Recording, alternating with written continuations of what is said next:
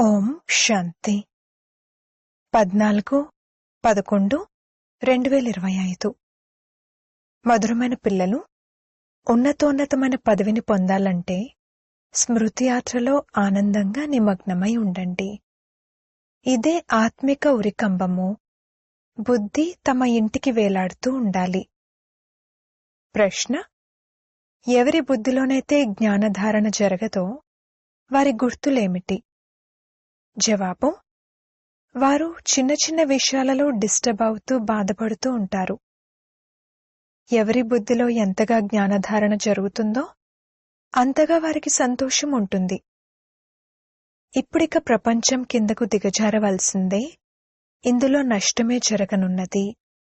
ఈ జ్ఞానం ఒకవేళ బుద్ధిలో ఉన్నట్లయితే ఎప్పుడూ డిస్టర్బ్ అవ్వరు, బాధపడరు. సదా సంతోషం ఉంటుంది. ఓం శాంతి. మధురాతి మధురమైన ఆత్మిక పిల్లలకు ఆత్మిక తండ్రి కూర్చుని అర్థం చేయిస్తున్నారు.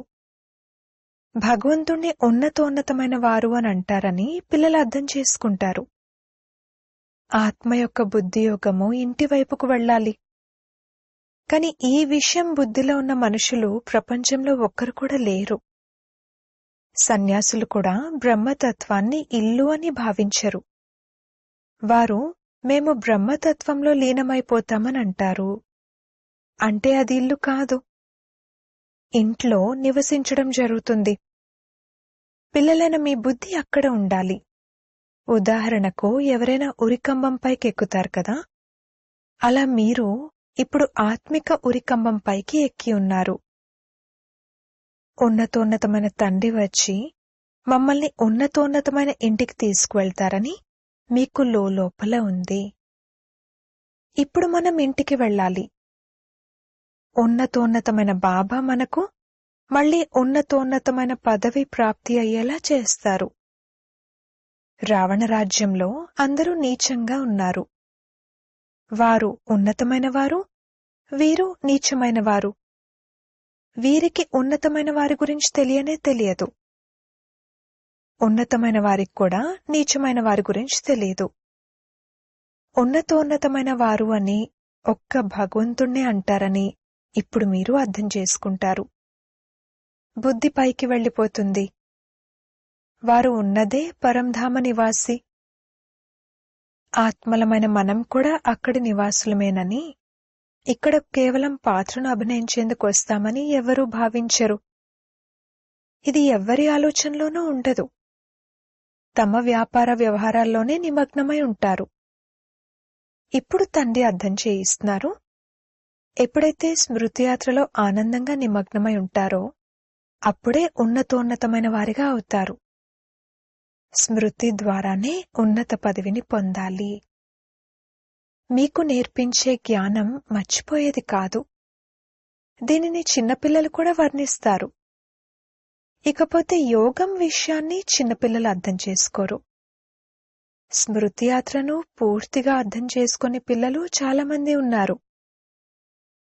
మనమెంత ఉన్నతోన్నతం వైపుకు వెళ్తాము? మూలవతనం, సూక్ష్మవతనం, స్థూలవతనం. ఇక్కడ పంచతత్వాలున్నాయి. సూక్ష్మవతనం, మూలవతనంలో ఇవి ఉండవు. ఈ జ్ఞానాన్ని బాబా మాత్రమే ఇస్తారు. అందుకే వారిని జ్ఞానసాగరుడని అంటారు.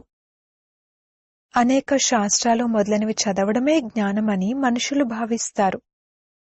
వారు ఎంత ధనాన్ని సంపాదిస్తారు? శాస్త్రాలు చదివే వారికి ఎంత గౌరవం లభిస్తుంది? కాని ఇందులో గొప్పతనమేమీ లేదని ఇప్పుడు మీరు అర్థం చేసుకుంటారు. ఉన్నతోన్నతమైన వారైతే ఒక్క భగవంతుడు మాత్రమే. వారి ద్వారానే మనం ఉన్నతోన్నతమైన స్వర్గంలో రాజ్యం చేసేవారిగా అవుతాము. స్వర్గమంటే ఏమిటి? నరకమంటే ఏమిటి? 84 జన్మల చక్రం ఎలా తిరుగుతుంది? ఈ విషయాలు మీకు తప్ప ఈ సృష్టిలో ఇంకెవ్వరికీ తెలియవు.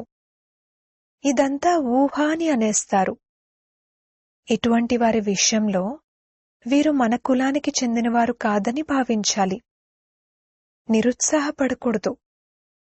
వారి పాత్ర లేదు, అందుకే ఏం అర్థం చేసుకోలేరని భావించడం జరుగుతుంది. ఇప్పుడు పిల్లలైన మీ తల చాలా పైకి ఎత్తి ఉంది. మీరు ఉన్నతోన్నతమైన ప్రపంచంలో ఉన్నప్పుడు మీకు నీచ ప్రపంచం గురించి తెలీదు. నీచ ప్రపంచంలోని వారికి ఉన్నతమైన ప్రపంచం గురించి తెలీదు. దానినే స్వర్గమని అంటారు. విదేశీయులు స్వర్గంలోకి వెళ్లరు, కానీ హెవెన్, పారడైజ్ అన్న పేర్లనైతే ఉపయోగిస్తారు. ముసల్మాన్లు కూడా బహిష్త్ అని అంటారు. కాని అక్కడికి ఎలా వెళ్ళాలి అనేది వారికి తెలీదు. ఇప్పుడు మీకు ఎంత వివేకం లభిస్తుంది? ఉన్నతోన్నతమైన తండ్రి ఎంత జ్ఞానాన్ని ఇస్తారు. ఈ డ్రామా ఎంత అద్భుతంగా తయారు చేయబడి ఉంది. ఎవరికైతే డ్రామా రహస్యం గురించి తెలియదో వారు దీనిని ఊహ అని అంటారు. ఇది ఉన్నదే పతిత ప్రపంచమని. అందుకే ఓ పతిత పావన, మీరొచ్చి మమ్మల్ని పావనంగా చెయ్యండి అని ఆర్తనాదాలు చేస్తారని పిల్లలైన మీకు తెలుసు. తండ్రి అంటారు, ప్రతి 5000 సంవత్సరాల తర్వాత చరిత్ర రిపీట్ అవుతుంది. పాత ప్రపంచం కొత్తదిగా అవుతుంది. అందుకే నేను రావాల్సి ఉంటుంది. కల్పకల్పము వచ్చి పిల్లలైన మిమ్మల్ని ఉన్నతోన్నతంగా తయారు చేస్తాను. పావనమైన వారిని ఉన్నతులని మరియు పతితమైన వారిని నీచులని అంటారు. ఈ ప్రపంచమే కొత్తదిగా పావనంగా ఉండేది. ఇప్పుడు పతితంగా ఉంది. ఈ విషయాలను అర్థం చేసుకునేవారు మీలో కూడా నంబర్ వారుగా ఉన్నారు. ఎవరి బుద్ధిలోనైతే ఈ విషయాలుంటాయో వారు సదా సంతోషంగా ఉంటారు. బుద్ధిలో లేకపోతే ఎవరైనా ఏమైనా అన్నా, ఏదైనా నష్టం జరిగినా డిస్టర్బ్ అవుతారు, బాధపడతారు. బాబా అంటారు, ఇప్పుడే నీచ ప్రపంచం యొక్క అంతం జరగబోతున్నది. ఇది పాత ప్రపంచము. మనుషులు ఎంత నీచంగా అవుతారు. కాని మేము నీచమైన వారము అని ఎవ్వరూ అర్థం చేసుకోరు. భక్తులెప్పుడూ తలవంచి నమస్కరిస్తారు. అయితే నీచుల ఎదురుగా తలవంచడం జరగదు. పవిత్రమైన వారి ఎదురుగా తలవంచడం జరుగుతుంది. సత్యుగంలో ఎప్పుడూ ఇలా జరగదు. భక్తులే ఇలా చేస్తారు. తలవంచి నడవండి అని బాబా అయితే ఇలా అనరు. అలా కాదు. ఇది చదువు. గాడ్ ఫాదర్లీ యూనివర్సిటీలో మీరు చదువుకుంటున్నారు కావున ఎంత నష ఉండాలి. అంతేకాని కేవలం యూనివర్సిటీలో ఉన్నప్పుడు నష ఉండి ఇంట్లో తగ్గిపోవడం కాదు. ఇంట్లోనూ నష ఉండాలి. శివబాబా మనల్ని చదివిస్తున్నారని ఇక్కడైతే పిల్లలైనా మీకు తెలుసు. నేను జ్ఞానసాగరుణ్ణి కాను అని వీరంటారు. ఈ బాబా జ్ఞానసాగరుడు కారు. సాగరం నుండి నదులు వెలువడతాయి కదా. సాగరమైతే ఒక్కటే. బ్రహ్మపుత్ర అన్నింటికన్నా పెద్ద నది. చాలా పెద్ద స్టీమర్లు వస్తాయి. నదులైతే బయట కూడా చాలా ఉన్నాయి. పతిత పావని, గంగా అని కేవలం ఇక్కడ మాత్రమే అంటారు. బయట ఏ నదిని ఇలా అనరు. ఒకవేళ నది పతిత పావని అయితే ఇక గురువు అవసరమే ఉండదు. నదులలో, చెరువుల్లో ఎంతగా భ్రమిస్తారు. అక్కడక్కడ చెరువులు ఎంత అశుద్ధంగా ఉంటాయంటే ఇక అడక్కండి. వాటి మట్టి తీసుకుని దేహానికి పూసుకుంటూ ఉంటారు. ఇవన్నీ కిందకు దిగజారే మార్గాలని ఇప్పుడు బుద్ధిలోకి వచ్చింది. వారు ఎంత ప్రేమగా వెళ్తారు. ఈ జ్ఞానంతో మన కళ్ళు తెరుచుకున్నాయని ఇప్పుడు మీరు భావిస్తారు. జ్ఞానం యొక్క మీ 3వ నేత్రం తెరుచుకుంది. ఆత్మకు 3వ నేత్రం లభిస్తుంది. అందుకే త్రికాలదర్శి అని అంటారు. 3 కాలాల జ్ఞానం ఆత్మలోకి వస్తుంది. ఆత్మ అయితే బిందువు. అందులో నేత్రం ఎలా ఉంటుంది? ఇవన్నీ అర్థం చేసుకోవాల్సిన విషయాలు. జ్ఞానం యొక్క 3వ నేత్రంతో మీరు త్రికాలదర్శులుగా, త్రిలోకనాథులుగా అవుతారు. నాస్తికుల నుండి ఆస్తికులుగా అవుతారు. ఇదివరకు మీకు రచయిత మరియు రచనల ఆది మధ్యాంతాల గురించి తెలీదు. ఇప్పుడు తండ్రి ద్వారా రచన యొక్క ఆది మధ్యాంతాలను తెలుసుకోవడంతో మీకు వారసత్వం లభిస్తుంది. ఇది జ్ఞానం కదా. చరిత్ర భౌగోళికం కూడా ఉంది, లెక్క ఉంది కదా. అచ్చా, చురుకైన బిడ్డైతే మనం ఎన్ని జన్మలు తీసుకుంటామో ఈ లెక్కన ఇతర ధర్మాల వారికి ఎన్ని జన్మలు ఉంటాయి అని లెక్క తీయండి. కాని తండ్రి అంటారు, ఈ విషయాలన్నిటి వెనక ఎక్కువగా కష్టపడాల్సిన అవసరం లేదు, సమయం వృధా అయిపోతుంది. ఇక్కడైతే అన్నీ మర్చిపోవాలి, ఇది వినిపించాల్సిన అవసరం లేదు. మీరు రచయిత అయిన తండ్రి పరిచయాన్ని ఇస్తారు, వారి గురించి ఎవరికీ తెలీదు. శివ్ బాబా భారత్లోనే వస్తారు, తప్పకుండా ఏదో చేసి వెళ్తారు. అందుకే వారి జయంతిని జరుపుకుంటారు కదా. గాంధీ లేక ఎవరైనా సాధువు మొదలైన వారు ఉండి వెళ్తే వారి స్టాంపులు తయారు చేస్తూ ఉంటారు. కుటుంబ నియంత్రణ స్టాంపులను తయారు చేస్తారు. మనది పాండవ గవర్నమెంట్ అని, ఆల్మైటీ బాబా యొక్క గవర్నమెంట్ అని ఇప్పుడు మీకు నష ఉంది. ఇది మీ కోట్ ఆఫ్ ఆర్మ్స్, రాజముద్ర. ఇతరులెవ్వరికీ ఈ రాజముద్ర గురించి తెలీదు. వినాశన కాలంలో ప్రీతిబుద్ధి మనదేనని మీకు తెలుసు. తండ్రిని మనం చాలా స్మృతి చేస్తాము. తండ్రిని స్మృతి చేస్తూ చేస్తూ ప్రేమలో కన్నీళ్లొస్తాయి. బాబా, మీరు మమ్మల్ని అర్థకల్పం కోసం అన్ని దుఃఖాల నుండి దూరం చేస్తారు. ఇంకే గురువులు లేదా మిత్ర సంబంధికులు మొదలైన వారినెవ్వరినీ స్మృతి చేయవలసిన అవసరం లేదు. ఒక్క తండ్రిని మాత్రమే స్మృతి చేయండి. ఉదయం సమయం చాలా మంచిది. బాబా, మీదైతే చాలా అద్భుతము. ప్రతి 5000 సంవత్సరాల తర్వాత మీరు మమ్మల్ని మేల్కొలుపుతారు. మనుష్యమాతృలందరూ కుంభకర్ణుని ఆసురీ నిద్రలో నిద్రిస్తూ ఉన్నారు, అనగా అజ్ఞానాంధకారంలో ఉన్నారు. భారత్ యొక్క ప్రాచీన యోగమైతే ఇదేనని ఇప్పుడు మీకు తెలుసు. ఇక మిగిలిన హఠయోగాలు మొదలైనవేవైతే నేర్పిస్తారో అవన్నీ శరీరాన్ని ఆరోగ్యంగా ఉంచేందుకు వ్యాయామాలు. ఇప్పుడు మీ బుద్ధిలో మొత్తం జ్ఞానం ఉంది, కావున సంతోషం ఉంటుంది. ఇక్కడికొస్తారు, బాబా రిఫ్రెష్ చేస్తారని భావిస్తారు. కొంతమందైతే ఇక్కడ రిఫ్రెష్ అయి బయటకు వెళ్తారు, ఆ నష సమాప్తమైపోతుంది. నంబర్వారుగా అయితే ఉన్నారు కదా. ఇది పతిత ప్రపంచమని బాబా అర్థం చేయిస్తున్నారు. ఓ పతిత పావన రండి అని పిలుస్తారు కూడా, కాని స్వయాన్ని పతితులుగా భావించరు. అందుకే పాపాలు కడుక్కునేందుకు వెళ్తారు. కాని శరీరానికి పాపం అంటుకోదు. తండ్రి వచ్చి మిమ్మల్ని పావనంగా తయారు చేస్తారు. మరియు నన్నొక్కరినే స్మృతి చేసినట్లయితే మీ వికర్మలు వినాశనం అవుతాయని అంటారు.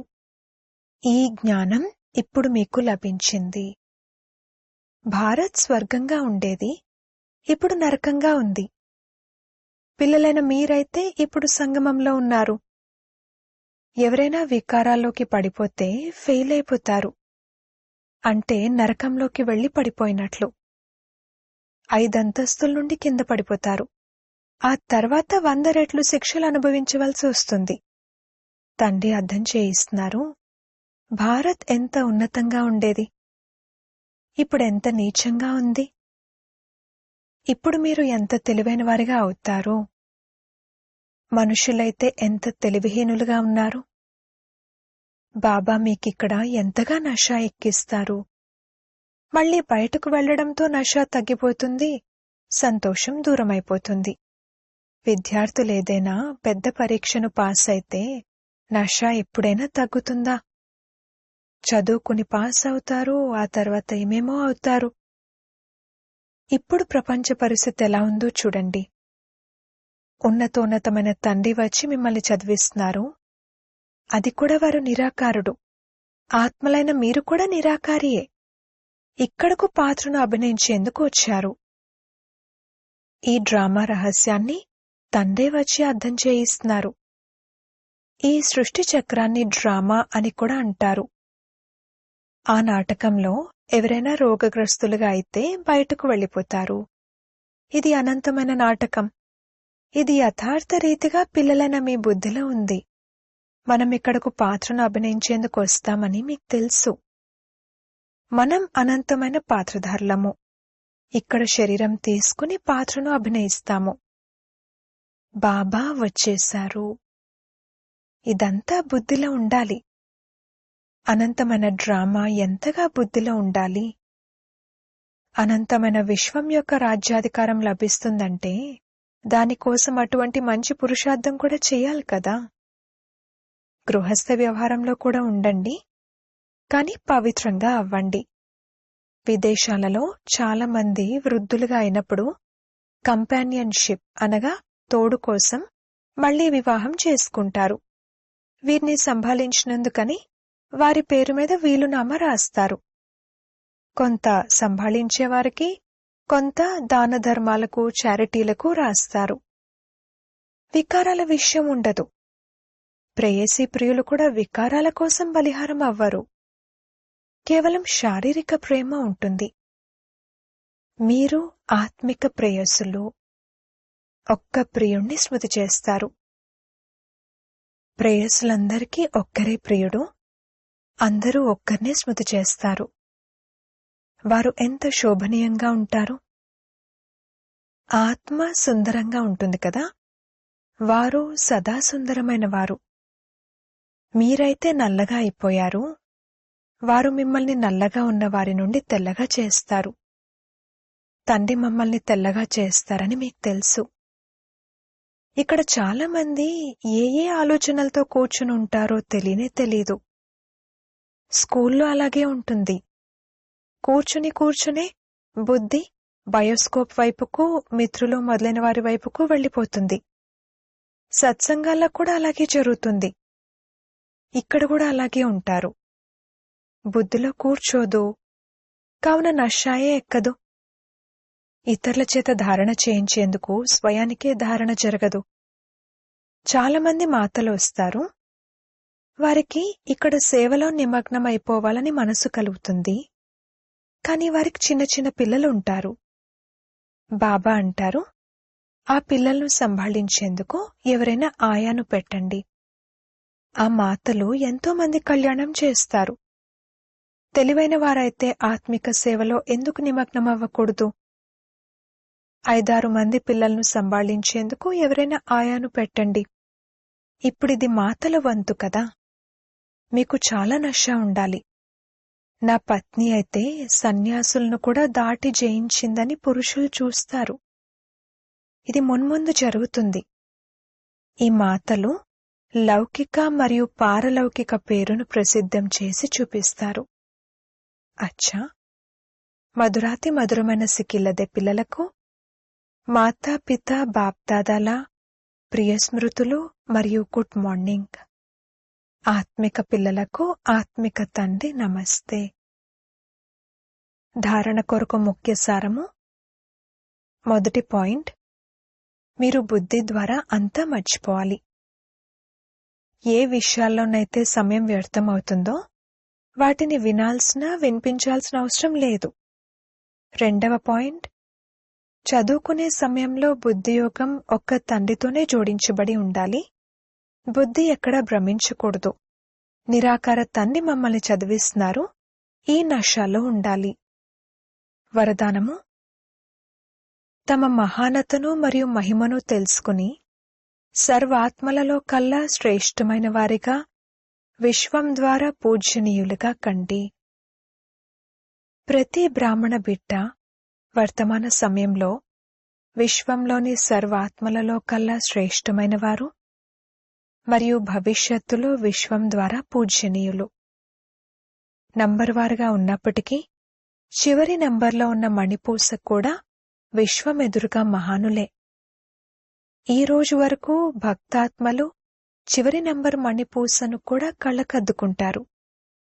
ఎందుకంటే పిల్లలందరూ బాప్దాదాకు కంటితారలు, ప్రకాశరత్నాలు. ఎవరైతే ఒక్కసారైనా మనసు ద్వారా, సత్యమైన హృదయం ద్వారా స్వయాన్ని బాబా బిడ్డగా నిశ్చయం ఏర్పరచుకుంటారో, బాబాకు డైరెక్ట్ బిడ్డగా అయ్యారో, వారికి మహానులుగా మరియు పూజ్యనీయులుగా అయ్యే లాటరీ మరియు వరదానం తప్పకుండా లభిస్తుంది. స్లోగన్: స్థితి సదా ఖజానాలతో సంపన్నంగా మరియు సంతుష్టంగా ఉన్నట్లయితే పరిస్థితులు మారిపోతాయి. అవ్యక్త సూచనలు: అశరీరి మరియు విదేహీ స్థితి యొక్క అభ్యాసాన్ని పెంచండి.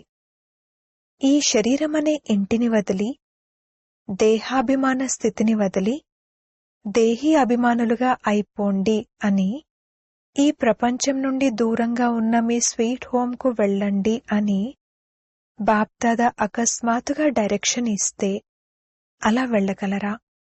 యుద్ధ స్థలంలో యుద్ధం చేస్తూ చేస్తూ సమయాన్ని గడిపారు కదా. అశరీరిగా అవ్వటానికి ఒకవేళ యుద్ధంలోనే సమయం గడిచిపోతే మరి అంతిమ పరీక్షలో ఎన్ని మార్కులు వస్తాయి మరియు ఏ డివిజన్ వస్తుంది?